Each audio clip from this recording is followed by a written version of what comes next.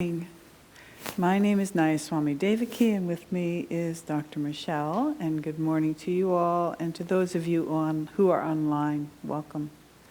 Anyway, this morning's readings is from Rays of the One Light. These are commentaries on the Bhagavad Gita and the Bible, and they're written by Swami Kriya-yoga.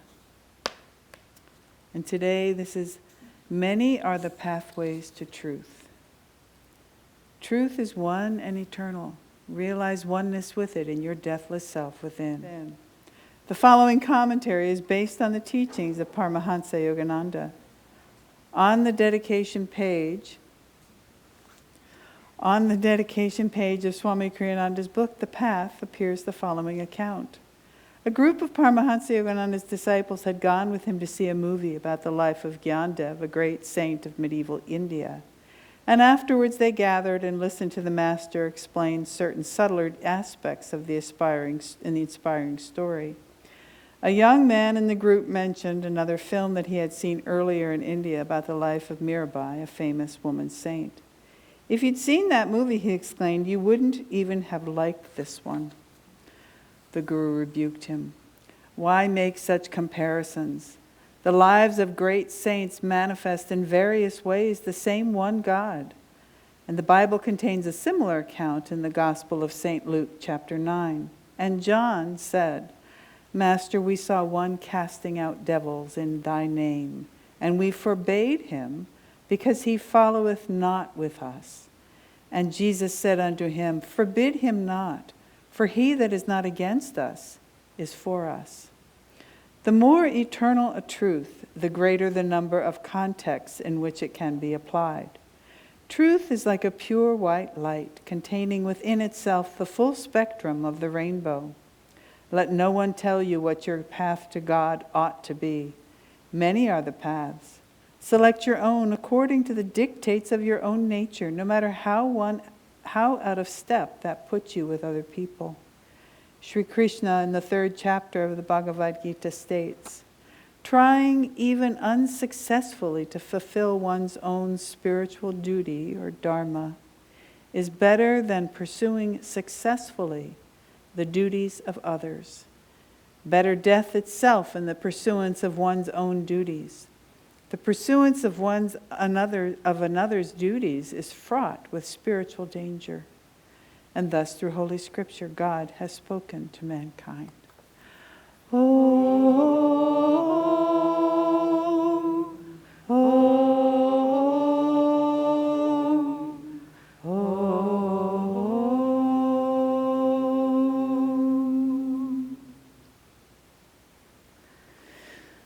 Well, we're in luck. That was the reading that I worked on, So, in this country, we've become so polarized, haven't we? Politically, religiously, even with health and healing, to vaccinate, to not vaccinate. It just goes on and on. Even with diet, we have polarities happening. I recently was asked, why was I a vegetarian? So I went through kind of my standard explanation, and all the while I could see this person, cynicism crossing their face, their smile just kind of, smirk. I thought, why do I do this? Why do I try to explain this? And even Swami Kriya-yoga at one point in time, he's the founder of Ananda. At one point in time, someone was arguing with him about what was the better path. And this man was saying that his was the better spiritual path. And finally, Swami just said, for the sake of harmony, let's just say my path is second best. And, he said, but the truth of the matter is, I wouldn't be happy if I was following your path. And that's really what it boils down to. We're all so different.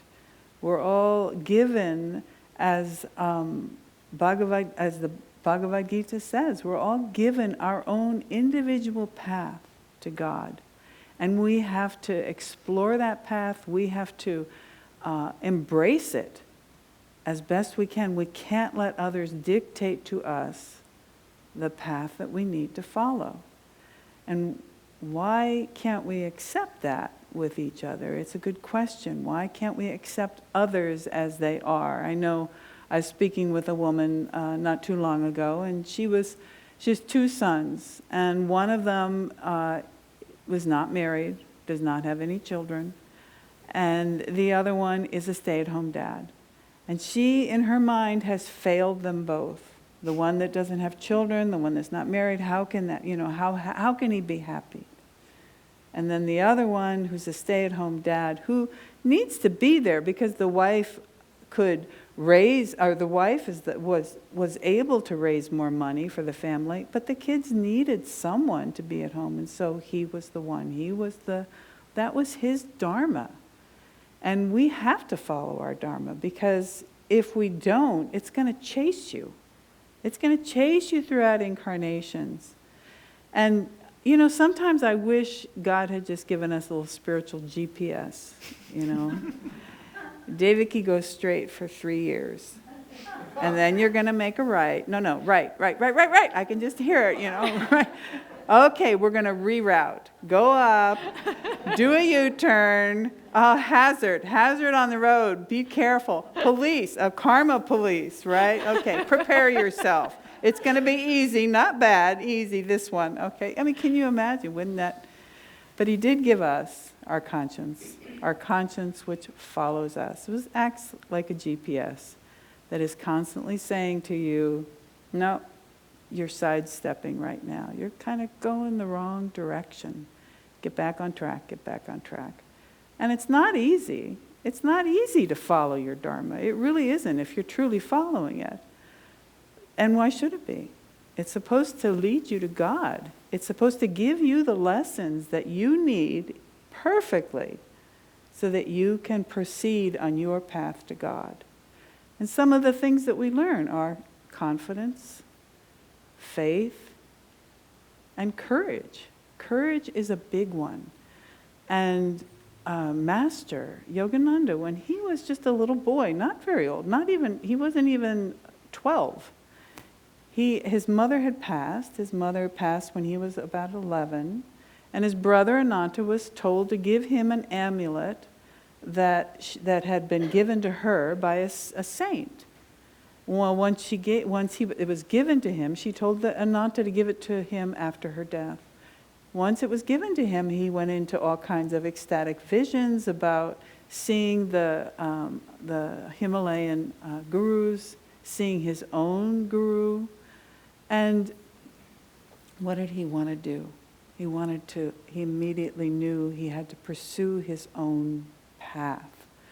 So he decided, between 11 and 12 somewhere, that he was going to take a trek to the Himalayas. Now, that's not easy at my age, let alone at that age.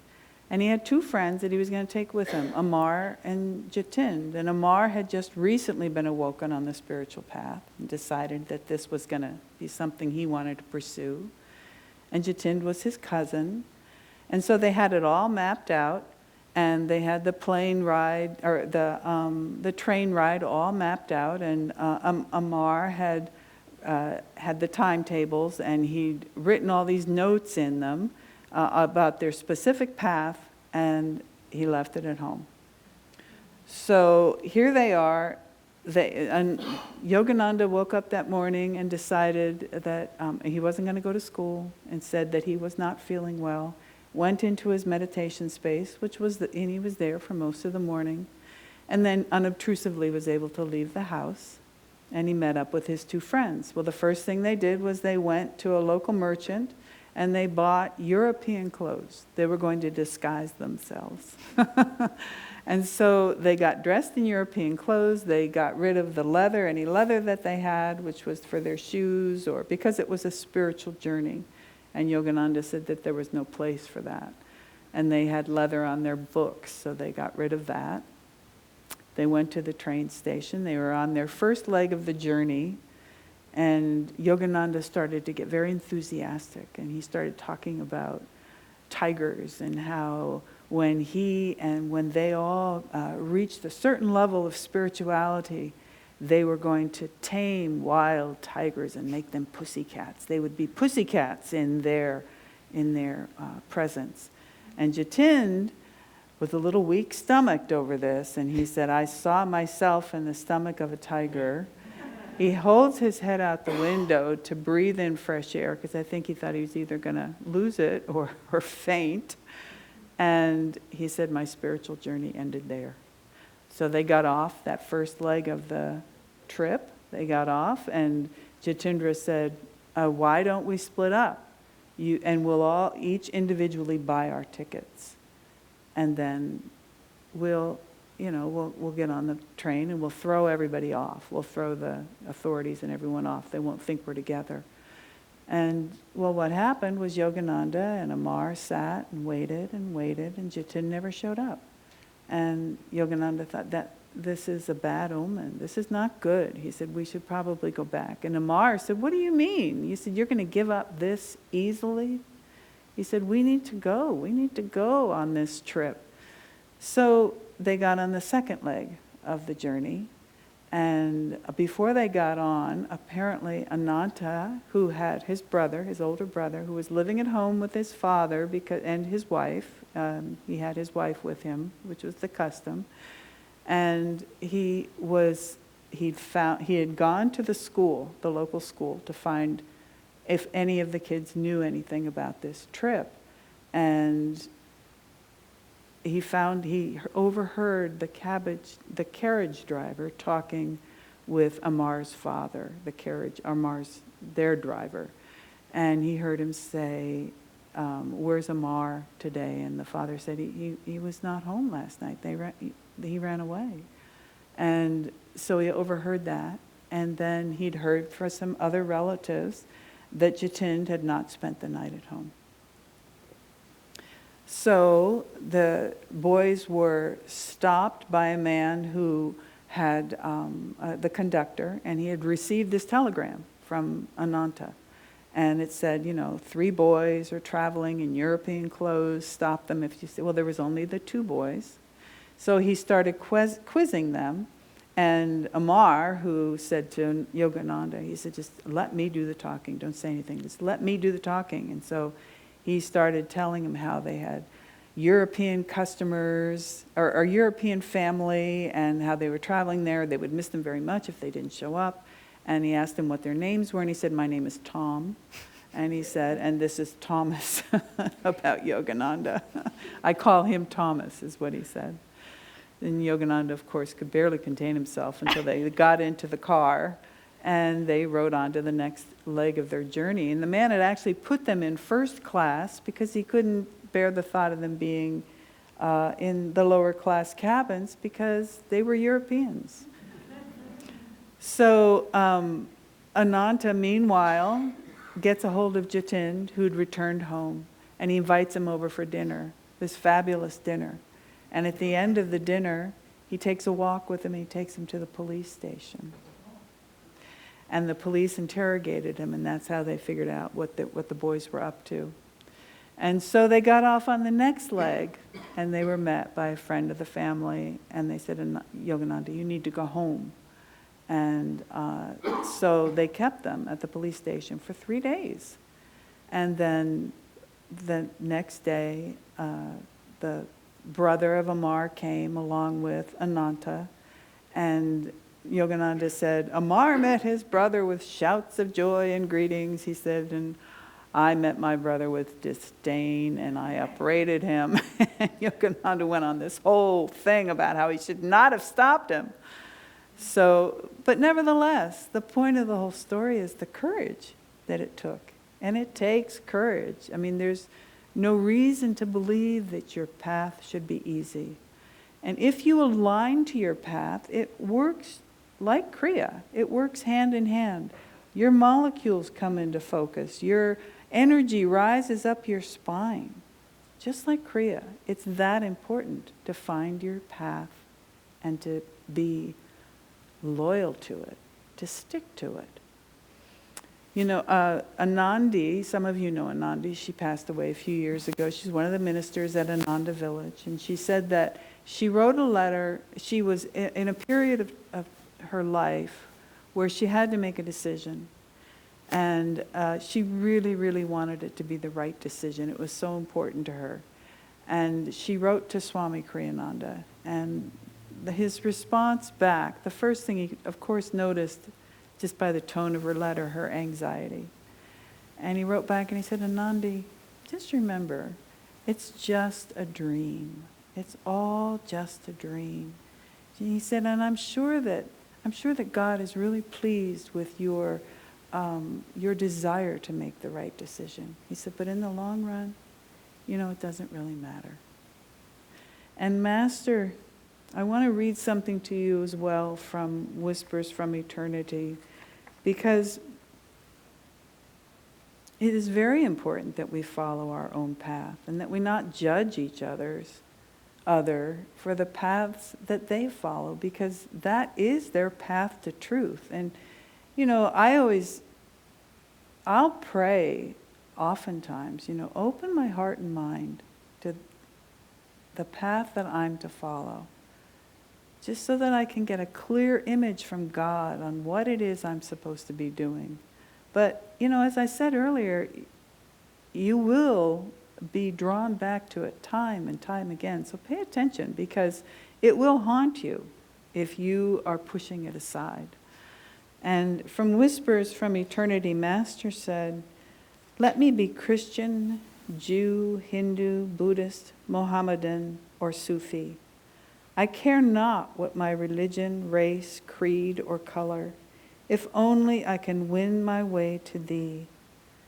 But let me be none of these, if that identity enmeshes me in an enclosing net of religious or social formalities.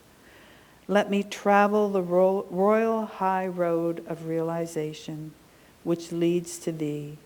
And if I am traveling on some bypath of religion, let me on to the one common highway of realization which leads straight to thee. And send me the sunshine of thy wisdom, that it lead me to the morning of my growing powers, and send me the moon of thy mercy to guide me rightly, if ever I am lost in the dark night of sorrow. And Master said, we can wear the personality of a businessman, of an artist, of a genius. We can wear those personalities, but they don't bring us happiness. He said what brings us happiness is when we wear the personality of God and we try to align ourselves and attune ourselves to God.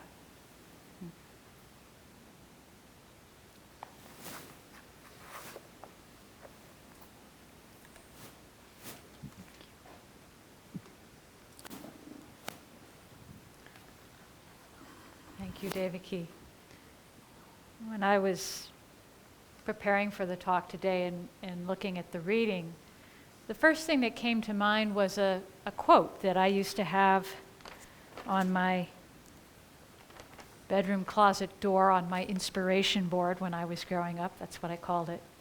It was a quote by Confucius, who said, "The righteousness of all rivers flows into the lake of heaven." Isn't that a lovely image? And whether you use that image or you think of the path to God as climbing up to a mountain peak, as we read each week, truth is one and eternal. But the paths that we may take to that truth are all unique, and the vantage point that we have is going to be different because of our own karmas and our own journey that we have to travel. And just as Devaki said, we all have our own unique path back to God, and that is the great work of our lives, is trying to tune in and perceive what that path is for each one of us. And it usually doesn't come as some grand vision and then you just sort of follow that path the rest of your life. As Devaki said with her GPS analogy, it's sort of like, you get it kind of in the moment, and sometimes you realize that you've taken a bypath and you need to kind of backtrack and get back on course.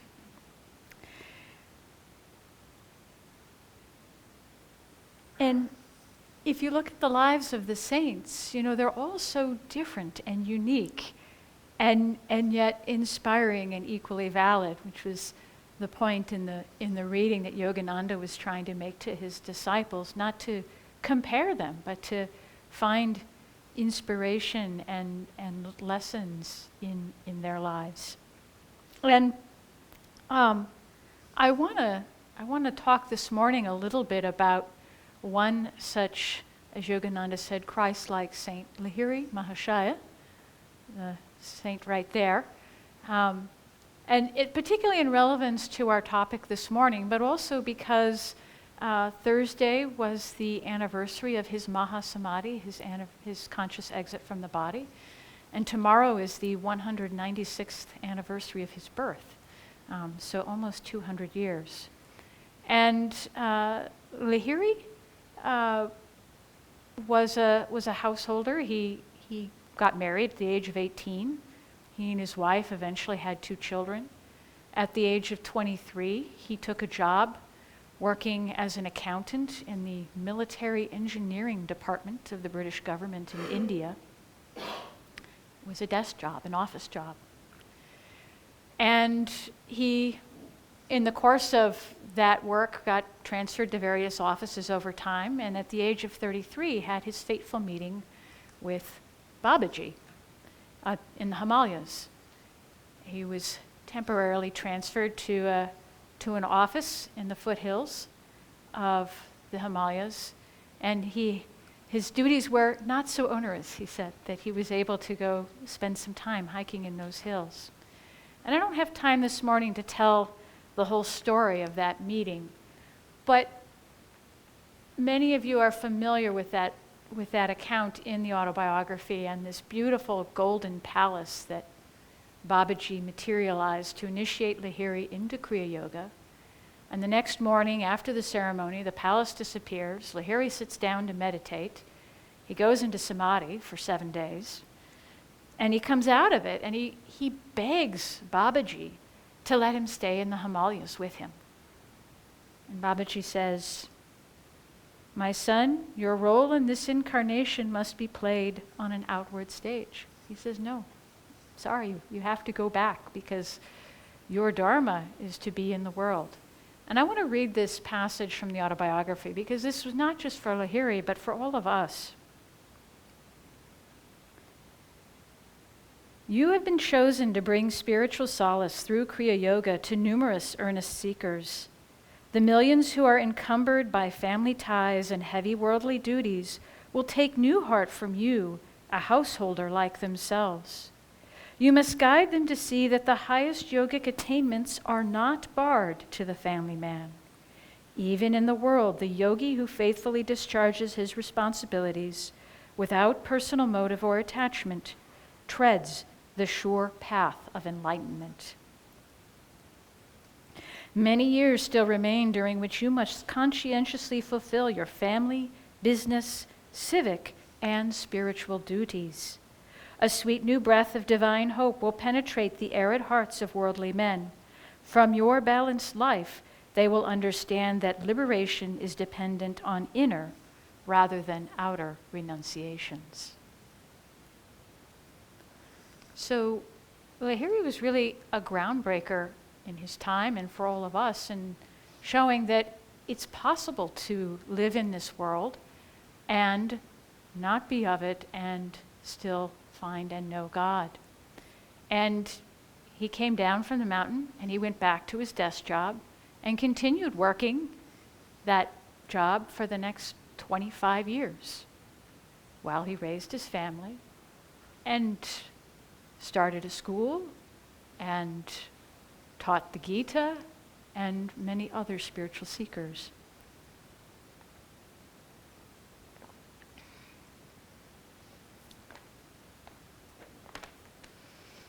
There's another aspect of Lahiri's life that I want to mention relevant to our topic this morning about the many pathways to truth and and following the one that is right for you. Lahiri gave kriya-yoga to all earnest truth seekers, not only Hindus, but also Muslims and Christians and others, which was very unusual in his day. He was born in as a high caste Brahmin, and he did a lot to try to dissolve the religious and caste bigotry of his time. And he counseled his disciples of various traditions to follow the spiritual disciplines that were unique to their faith. So for Muslims, he counseled them to pray 4 times a day, facing Mecca. For Christians, to follow their particular prayer practices and so forth. And to use the non-sectarian technique of kriya-yoga to find and commune with God as part of their spiritual practice. So what does this mean for us, and how can we apply this in our own lives? And I think, first of all, there's a very hopeful message here. You know, as a spiritual seeker, I don't have to be exactly like this saint or that person, right? So sigh of relief, because I can be myself, whatever that is. But it also means that I need to put out a lot of energy to be very engaged and very aware in my spiritual path, so that I can tune into what that path is and what it is I'm supposed to be doing in each moment. The Gita reading says that to pursue another's dharma or duties is fraught with spiritual danger. And I've thought a lot about that statement over the years, and what came to me as I was thinking about this is that when we follow another person's dharma or path, it's taking us away from our own. We're not in alignment with our own path. And that's why it's fraught with spiritual danger, because it takes us further, it can take us further from God, and can cause us to accrue additional karma. So how do we tune into our own path? This is, in part, one blessing of having a guru, having a spiritual teacher, because they can see and help guide us to that path that is uniquely our own. And even though Yogananda is no longer in the body, we can, through attunement with him, begin to understand and receive that guidance. And this is really one of the ways where meditation is so important, because meditation helps to calm the reactive process, and that reactive process obscures our ability to perceive that guidance. Meditation also helps us to develop intuition, and that is so very important for being able to perceive that guidance. Nayaswami Jyotish, in his Touch of Light blog this past week, talked about a victorious life. And he encouraged us that when faced with an important decision, to pause and ask, what will be the effect on my consciousness? And I think that's a great way to sort of tune in and try to ferret out what is it for me to do? What will be the effect on my consciousness? And Swami Kriyananda, in his commentary on this Gita passage, also says that we should try to ask whether it will take me toward greater inner freedom. And he says that inner freedom is calm. It feels calm and inwardly expansive. That those are 2 qualities that we can use to try to feel what the effect of this might be. And I just want to end with one more quote from Lahiri on meditation and this work. He said, "Solve all your problems through meditation. Attune yourself to the active inner guidance. The divine voice has the answer to every dilemma of life. Though man's ingenuity for getting himself into trouble appears to be endless, the infinite succor is no less resourceful. So, dear ones, blessings to you as you try to ascertain and perceive your own path, and may we all be one in that light someday. We'll take an offering now.